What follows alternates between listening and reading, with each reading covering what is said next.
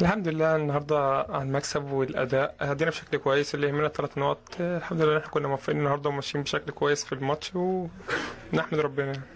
عندما أخبرت أنه البداية الأولى ستكون لك اليوم، كيف كانت انطباعاتك من مع الفريق ومع التشكيلة عموما؟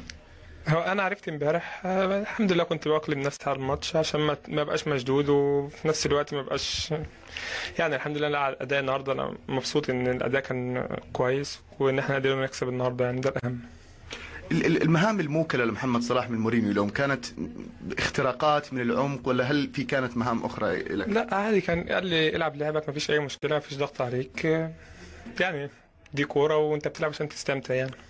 وقبل قليل بالمناسبة مورينيو امتدح فيه كثير وقال محمد صلاح موهبة كبيرة، وقال برضو محمد صلاح يعني سيكون له شأن كبير معنا في الموسم القادم وما تبقى أيضا من الموسم هذا. شو ردك على الموضوع؟ اتمنى والله ربنا يسهل ان شاء الله، ونقدر نعمل حاجه مع الفريق الفتره دي، نساعد على قد ما اقدر، يعني ان احنا ناخد الدوري.